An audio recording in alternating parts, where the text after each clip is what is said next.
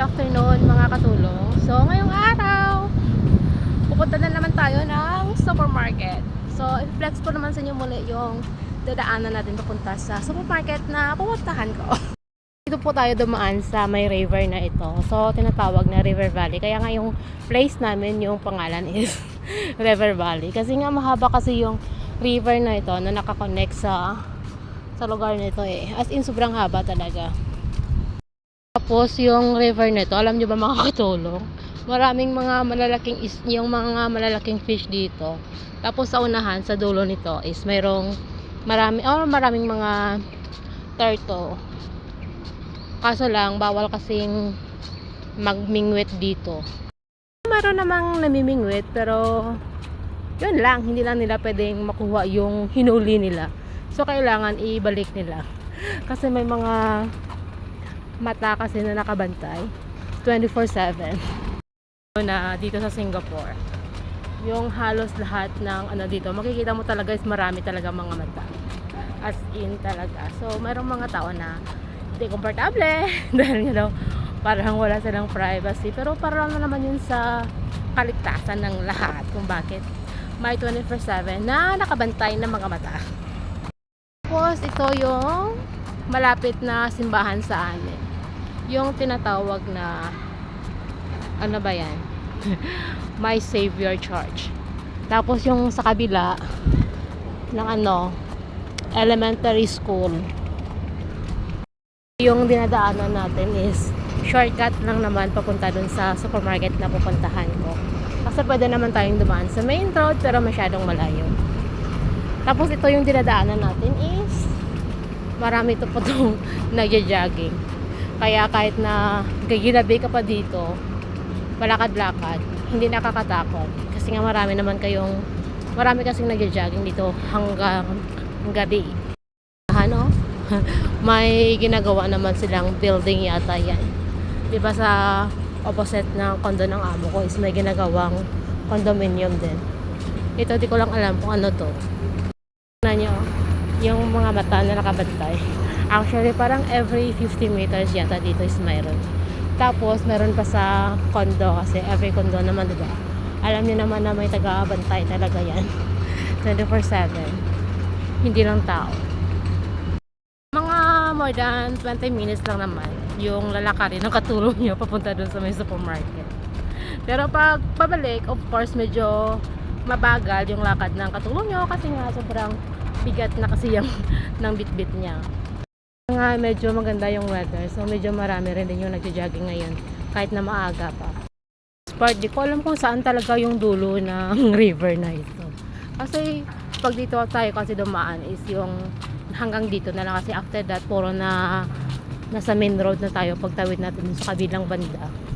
Pero alam niyo naman, di ba, yung Singapore, hindi mo alam na nasa ilalim ka pala ng lupa dumadaan or talagang tubig pa dun sa baba, pero yung sa taas is main road na dinadaanan ng mga tao. Sobrang talaga na kasi ng Singapore, diba? As in. Dinadaanan ko, parang dito nag-end yung river, pero di lang natin alam baka papunta dun is sa river pa, kaso lang is parang ginawa ng paraan ng Singapore na talagang magamit yung space para magamit ng mga tao, madaanan, kahit ano-ano pa.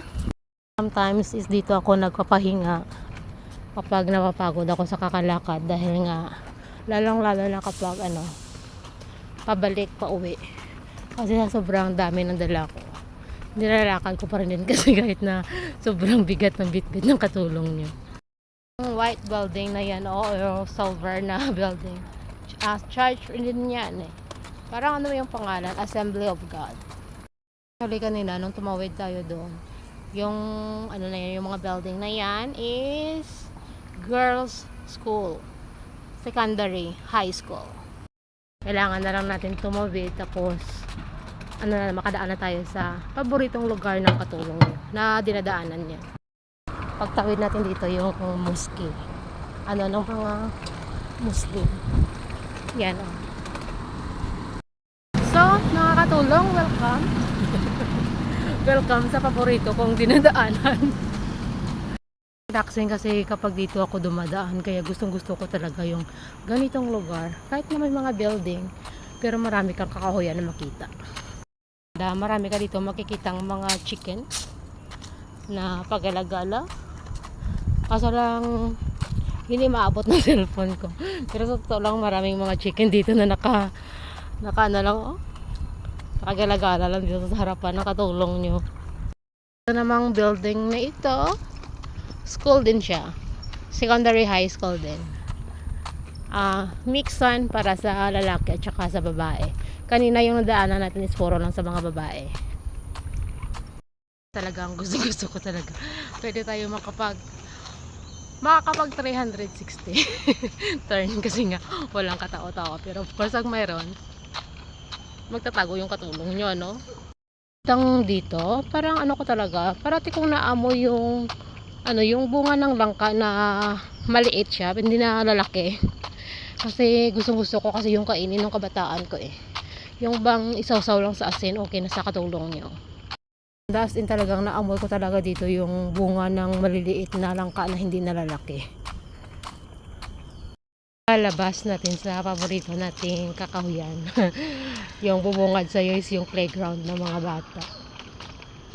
Kaya marami dyan nakatambay kapag ganitong oras kasi maraming naglalaro ng mga bata. Diretso tayo papunta dun sa may main road, yung lalabasan natin yung supermarket na second supermarket na pinupuntahan namin ng amo ko. Pero before that is doon muna tayo sa unang supermarket na kailangan namin pasukan. So mag-shortcut tayo dito sa mga HDB flat na bahay. Kapag sa main road kasi tayo dadaan is parang haba pa yung lalakarin ng katulong. Kaya mag-shortcut na lang tayo dito sa HDB flat na mga bahay-bahay. Hindi pa umabot na mga 5 minutes yung nilakad natin. Tapos may playground na naman dito para sa mga kabataan. Marami kasi dito mga playground na nilalagay nila sa mga HDB flat eh. Ito lang tayo mga katulong makarating sa supermarket. O diba, sa kapag muni-muni ko lang dito is narating na natin ng supermarket na hindi malang namalaya ng katulong. Ang block ay yung dadaanan natin, tapos pagtawid natin doon, supermarket na. Mga katulong, narito na tayo sa my supermarket. So hanggang dito na lang yung katulong nyo ha. See you na lang sa susunod.